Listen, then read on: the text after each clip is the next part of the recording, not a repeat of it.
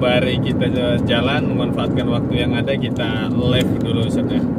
Kita rekaman diskusi biar obrolan kita ini bukan cuma untuk konsumsi kita juga, tapi bisa bermanfaat untuk banyak orang channel. Oh iya, siap.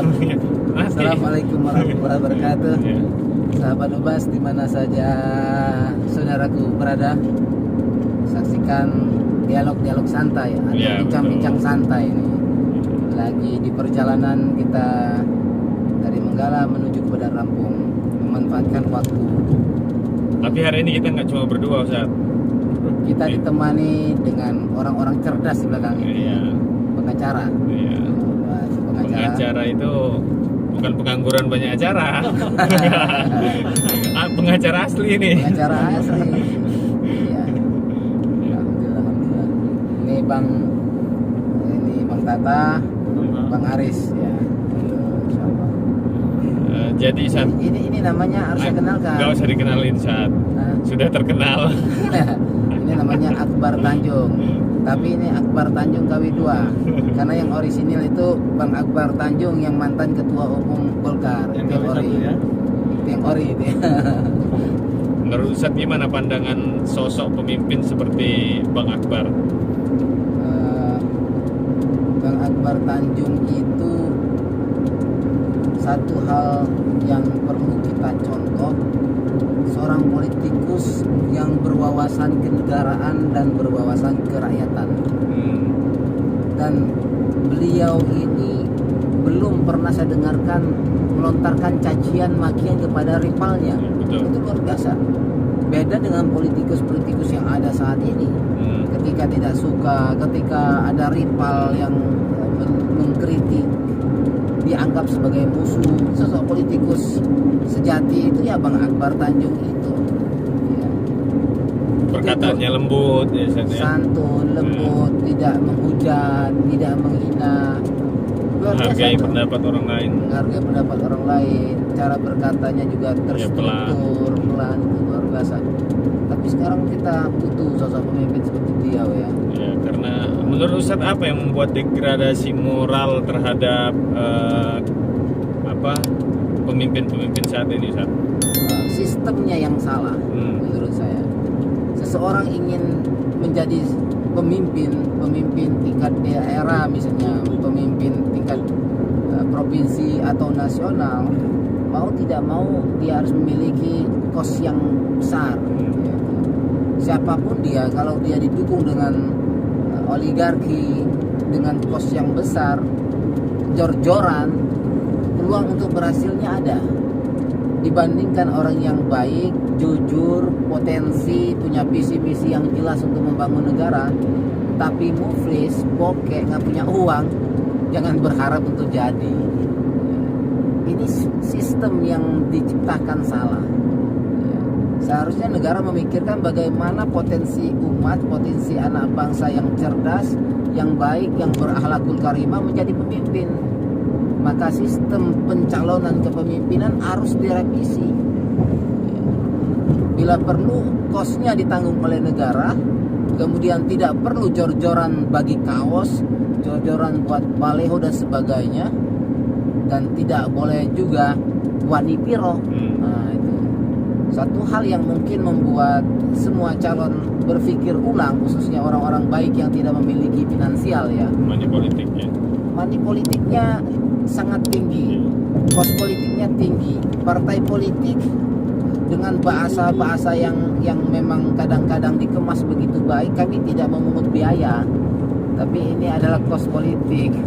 Kami tidak meminta biaya kepada calon apapun juga ya, mau legislatif apalagi eksekutif, tidak kami minta, tapi cuma ini operasional, bahasa-bahasa yang dikemas dengan bahasa halus ini yang gitu Bang ya, operasional nilainya puluhan M. Kalau provinsi itu sekitar 80 sampai 150 M. Kalau tingkat Jakarta saya rasa nggak cukup itu 100 M. Bisa 200 bisa M. lebih. Bisa lebih ya. Nah ini masalahnya, sehingga melahirkan pemimpin-pemimpin yang tidak ideal, pemimpin-pemimpin yang tidak menjadi harapan umat, bahkan bisa jadi melahirkan koruptor-koruptor baru. Ya. Kalau standarisasi pemimpin ideal menurut Ustaz gimana Ustaz? Pemimpin ideal itu sebetulnya cukup dia memiliki dua hal, cerdas intelektual dan cerdas spiritual. Dia punya visi misi yang jelas, visi kenegaraan, visi kerakyatan, ya, visi keumatan, dia punya. Bagaimana ketika dia jadi memimpin nanti, apa yang harus dia lakukan untuk kemajuan satu bangsa atau kemajuan satu negara atau kemajuan satu daerah yang dia pimpin. Jadi cerdas, punya visi-visi yang jelas, program terukur. Karena kalau cerdas spiritual itu dia akan melahirkan dua hal, cerdas emosional dan cerdas sosial. Ya. Kalau jadi pemimpin dia akan sidik, amanah, tablik, fatona. Dikritik sama rival dia akan terima, apalagi itu masukan. Cerdas sosial dia peduli dengan bawahan, peduli dengan rakyatnya, peduli dengan umatnya, peduli dengan lingkungan dan sebagainya. Itu pemimpin yang ideal. Tapi ini perspektif saya ya, jelas silakan saja yang mau berbeda. Jadi pemimpin itu cukup dia miliki cerdas intelektual dan cerdas spiritual. Kalau filosofi pemimpin diibaratkan, kira-kira pengibaratan Ustaz itu seperti apa pemimpin? Pemimpin itu saya ilustrasikan dengan sosok seorang supir. Nah ini yang tapi Bang Akbar ini bukan supir, bukan. Kebetulan dia driver kita ya. Beda-beda tipis lah. Nah, jadi pemimpin itu kalau saya ibaratkan seorang supir itu dia membawa mobil tidak mungkin mundur ke belakang, dia harus ke depan. Tetapi dia tetap waspada, tetap melihat ke kanan, ke kiri, dan ke belakang. Maka seorang supir wajib melihat spion kanan, wajib melihat spion kiri, wajib melihat spion belakang. Nah, ilustrasi atau filosofi spion dalam sosok seorang supir.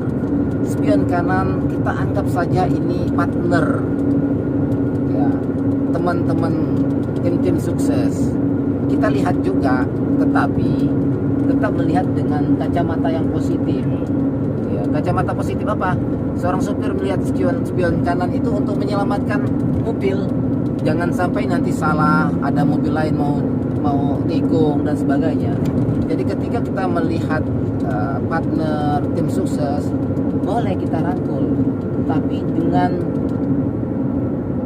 melihat kepentingan yang lebih besar, kepentingan bangsa, kepentingan rakyat. Berarti bagi yang memiliki capability, kemampuan, profesionalitasnya itu harus betul diperhatikan. Kalau tidak akan terjebak dengan nepotisme, tidak dibenarkan. Spion kiri kita anggap rival. Ya. Supir nggak boleh nyupir hanya spion kanan saja dilihat, yang kiri dilepas. Wah, nyerempet itu. Ya. Maka spion kiri kita ibaratkan rival kita. Seorang pemimpin tidak boleh membuang rival. Kalau rival dibuang, dia akan berbuat semena-mena. Karena dia sudah menganggap tidak punya musuh lagi, dia akan zolim akhirnya, bertindak semena-mena. Maka spion kiri seorang supir juga harus menjadikan satu standar untuk membawa mobil melaju ke depan dengan selamat. Dia lihat ada nggak mobil yang melintas dari sebelah kiri dan sebagainya. Nah, itulah pemimpin. Jadi nggak boleh rival itu dimusuhin, apalagi dikriminalisasi, ditangkap, nggak boleh. Penyeimbang. Betul itu, Bang. Penyeimbang. Kalau mau nyalip hati-hati. Kalau mau nyalip hati-hati kan itu.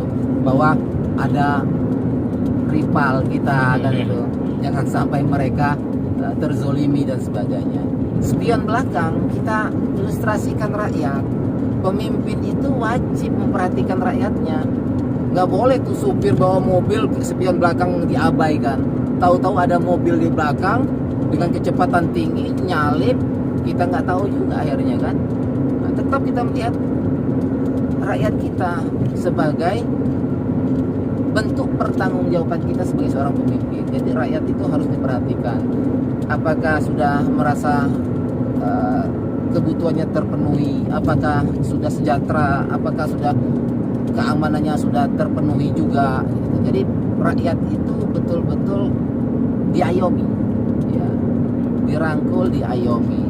Jadi sosok supir itu saya ibaratkan tadi spion kanan, spion kiri, dan spion belakang. Tapi tetap dia melihat ke depan. Dia tetap ke depan. Jangan lama-lama lihat ke belakang. Belakang juga nabrak. Jadi Supir itu melihat ke depan itu dengan kecepatan standar kemampuannya, ya kemampuan mobilnya, lihat ke depan dengan penuh kehati-hatian tapi optimisme. Ya, optimismenya apa? Saya akan bawa ini mobil dengan kelajuan sekian kilometer per jam, aman sampai ke tujuan. Nah, pemimpin juga begitu, optimis membawa negara ini menjadi negara yang baldatun, thayyibatun, warabun ghafur. Sehingga dia bisa memprediksi kapan negara ini akan sampai kepada cita-citanya menjadi negara yang maju, yang kuat, yang disegani. Ya. Itulah ibarat seorang pemimpin. Saya ilustrasikan di supir, ya, ilustrasikan kepada supir. Perlu nggak Ustaz, negara kita ini membentuk lembaga khusus untuk mencetak pemimpin-pemimpin bangsa, ya seperti Lemhanas? Menurut Ustaz gimana? Saya rasa sangat dibutuhkan itu, bukan lagi perlu, sangat dibutuhkan. Lemhanas itu wadah yang betul-betul membantu wawasan nasional, ya, wawasan anak bangsa tentang 4 pilar kebangsaan dibicarakan dalam Lemhanas. Seharusnya juga ada satu lembaga yang menggodok seluruh, bukan saja dari sisi Lemhanasnya, dari sisi intelektualnya, dari sisi ubudiyahnya, mentalitasnya, akhlakul karimahnya, harus ada wadah itu. Sehingga ketika dia memimpin, dia memiliki akhlakul karimah, memiliki kedekatan kepada Allah. Kalau dia tidak dekat dengan Allah, itu yang saya bilangkan tadi, kecerdasan spiritual. Cerdas spiritual itu dia dekat dengan Allah. Dia harus tahu bahwa dia adalah hamba Allah yang nanti akan kembali kepada Allah, akan mempertanggungjawabkan semua apa yang dia kerjakan di hadapan Allah. Ya. Jadi kullukum ra'in wa kullukum mas'ulun an ra'iyati. Setiap kamu pemimpin dan setiap pemimpin akan ditanya tentang kepemimpinannya. Nah itu. Jadi konsep itu yang harus kita sampaikan. Kalau pemimpin yang paling Ustaz idolakan siapa Ustaz? Jelas saya mengidolakan Rasulullah SAW. Ya, Rasulullah SAW sosok pemimpin yang tidak tertandingi di dunia ini. Sosok pemimpin yang ideal. Ya, itu Ustaz. Kenapa saya katakan ideal? Contoh saja, ketika Rasulullah SAW menjadi pemimpin di Madinah, Rasulullah SAW membuat konstitusi, kalau istilah kita, atau undang-undang dasar, yang disebut dengan Sahifatul Madinah, Piagam Madinah. Dalam Sahifatul Madinah, Piagam Madinah atau konstitusi Madinah, itu sudah mencakup sekian banyak aspek kehidupan. Rasulullah bicara tentang pluralisme, Rasulullah bicara tentang toleransi beragama, Rasulullah juga bicara tentang hak asasi manusia, bicara tentang adab peperangan, adab bertetangga, semua dibicarakan dalam Sahifatul Madinah. Jadi 1443 tahun yang silam, ya, ketika hijrahnya Rasulullah dari Mekah ke Madinah, kemudian mendirikan negara Madinah yang sekarang disebut dengan civil society, ya, masyarakat madani, artinya masyarakat yang mencontoh kehidupan pada masa Rasulullah, disebut masyarakat madani. Ya, luar biasa. Di sana ada Yahudi, ada Nasrani, Yahudi, Nasrani hidup berdampingan, bertetangga, damai, tanpa permusuhan, dan dilindungi oleh negara. Ya, dalam hal ini adalah konstitusi Madinah, Rasulullah sebagai kepala negaranya. Mereka hidup damai. Jadi tidak benar kalau orang mengatakan ketika umat Islam itu memimpin maka yang non muslim akan terzalimi. Tidak benar. Berarti dia tidak memahami hukum Islam yang sebenarnya. Kalau dia memahami syariat Islam yang sebenarnya, maka dia wajib melindungi yang minoritas, wajib melindungi yang non muslim. Ya. Nah itu saja. Pancasila adalah bagian dari nilai-nilai Quran, tetapi tidak bisa disamakan dengan Al-Quran. Beda kalau disamakan kedudukannya. Apalagi dianggap Pancasila lebih tinggi daripada Al-Quran. Nah ini kelinger. Yang bilang begini kelinger nih namanya. Tapi ada Ustaz yang ngomong gitu? Ada. Itulah yang namanya cerdas intelektual tapi tidak cerdas spiritual. Ya. Oke, kalau pandangan Ustaz terhadap pemimpin Turki saat kan sempat viral tuh awal-awal dia berubah tatanan kehidupan bernegara di Turki yang tadinya sekularisme diubahnya menjadi ya kembalilah ke role model yang sesungguhnya sebagaimana kejayaan Islam dulu pernah ada di Turki. Ustaz, negara-negara sudah pernah ke Turki? Alhamdulillah. Wah, Tahun berapa itu? luar biasa. Tahun 2020 kemarin ya 20 awal atau 2019 akhir Kemarin gitu. ya, belum COVID. Nilai sekuler di sana menurut Ustaz masih ada Masih apa? ada, Masih saya ada. pernah tanya masih ada. Yang namanya masa transisi ya, tidak bisa dipungkiri. Tetapi Erdogan perlu dicontoh dalam kepemimpinan. Dia berbuat untuk kemajuan negara dan rakyatnya.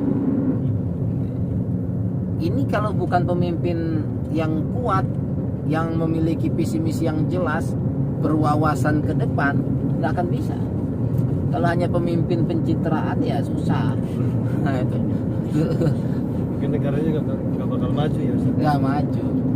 Itu bedanya ya. Bedanya zaman Khalifah Umar bin Khattab dengan zaman sekarang. Umar bin Khattab juga belusukan. Cuman gak ada expose. Nah, dia bawa Gandum. dikasihkan ke rakyatnya, sampai yang dikasih pun tidak tahu bahwa dia khalifah, mengangkat sendiri. Tapi ya pernah nggak khalifah mempromosikan bahwa dia belusukan ke rumah-rumah penduduk? Enggak, ikhlas berbuat. Nah, itu. Sekarang pemimpin-pemimpin jangankan sudah memimpin, yang mau memimpin pun sudah belusukan semua. Iya. Tapi tujuannya lain ya, belusukan untuk pencitraan. Nauzubillah min dzalik. Jadi belusukan merupakan pencitraan terbaik Ya, di itulah beberapa tahun. artinya sekarang ini. begini Ustaz, begitulah menilai cara kita menilai rakyat kita. Sejauh itulah berarti rakyat kita. Nah, saya setuju, Bang. Nah, itu. Jadi kita mau lihat suatu negara tidak pemimpin. Ada pemimpin. Ya. Jadi rakyat kita sekarang berpikirnya sangat pragmatis. Ketika mau pilkada, dia bilang siapa aja yang jadi, kami begini aja, yang penting Ikut aja. terserah ikut aja, atau wani piro. Nah kalau sudah bicara wani piro nggak akan beres nih. Pemimpin yang dipilih pun ujung-ujungnya setan pun bisa kepilih. Kalau sudah bicara wani piro, setan pun bisa jadi pemimpin kalau dia punya duit, kalau dia berwujud manusia. Itu. Sebetulnya tanggung jawab siapa Ustaz? Yang punya tanggung jawab untuk mencetak pemimpin itu kan sebetulnya di lembaga-lembaga pendidikan Ustaz ya. Iya, kalau kita limpahkan tanggung jawab siapa, tanggung jawab bersama, tidak. Jadi sedini mungkin, mulai dari tingkat keluarga, ku anfusakum wa ahlikum naro, kita didik dengan pendidikan agama, kita pahamkan mana halal, mana haram, mana baik, mana tidak, mana haknya, mana yang bukan haknya. Nanti itu jenjang itulah yang akan membentuk dia sosok seorang pemimpin dari tingkat dasar. Baru di lingkungan sekolah. Yang jadi masalah sekarang adalah di lingkungan sekolah ganti menteri, ganti kebijakan, ganti menteri, ganti kurikulum. Nah itu nilai-nilai agama udah mulai tergerus, padahal itu adalah standar untuk menjadikan seseorang menjadi orang baik. Ketika dia akhlaknya sudah tidak benar, nggak akan bisa secerdas apapun dia. Kalau agamanya tidak diberikan, oleh karena itu di Indonesia komunis tidak dibenarkan, tidak dibolehkan. Kalau ada yang mendukung komunis itu sudah melanggar konstitusi. Ya. Kalau ada yang mendukung komunis, membiarkan komunis bergentayangan di Indonesia, berarti dia melanggar konstitusi. Ya, itu. Karena yang bilang begini, Indonesia bukan negara agama, salah. Justru Indonesia itu negara agama. Di mana buktinya? Pancasila, ketuhanan yang Maha Esa. Berarti negara beragama Indonesia ini. Bahkan di pasal 29 yang jelaskan tentang agama juga. Jadi orang yang tidak beragama tidak boleh dilindungi di Indonesia. Tidak beragama ini konteksnya seperti apa Ustaz kira-kira? Konteks tidak beragama ya komunis maksudnya. Tidak bertuhan. Komunis kan tidak dibenarkan di Indonesia. Tapi kalau ada pejabat masih melindungi komunis, ini perlu curigai, berarti pejabat itulah bagian dari komunis. Itu kan. Kita udah keluar tol Seth. Keluar tol ya, Iya. sampai ke Kampung Itera ya. Sekarang depan Polda. Ini Polda luar biasa megahnya. Polda baru nih pindah ke sini ya, udah gede banget Iya. gedungnya. Kita doakan ya tugas-tugas Pak Polisi ini mengayomin rakyat, mengayomin umat bisa berjalan maksimal sesuai dengan amanah yang diembankan. Ingatlah kepada Allah bahwa jabatan itu adalah amanah, jabatan itu sementara. Siapapun Anda yang menjabat, ya, ingatlah dengan Khalik, dengan pencipta. Karena jabatan itu amanah dan sifatnya sementara. Qulillahumma malikal mulki tu'til mulka man tasha wa tanzi'ul mulka mimman tasha wa tu'izzu man tasha wa tuzillu man tasha. Jadi itu Allah yang memberikan kedudukan itu, diangkat atas kehendak Allah, dimuliakan atas kehendak Allah, dihancurkan juga atas kehendak Allah gitu. Kalau dia nggak mau berbuat untuk kepentingan umat, kepentingan agama, kepentingan rakyat, kepentingan negara, tapi kalau Allah murka dihancurkan oleh Allah. Nauzubillah min zalik. Jika teman-teman suka dengan dialog santai ini, alhamdulillah. Jika tidak suka, nggak usah diperdebatkan, nggak usah menjadikan permasalahan yang mendasar. Karena ini adalah wacana berpikir ya, wawasan berpikir atau ide ya, pendapat kita sebagai anak bangsa dan dilindungi oleh undang-undang. Tapi yang jelas suka nggak suka, yang penting jangan lupa subscribe. Suka tidak suka jangan lupa subscribe channel Bukhari Abdus Somad.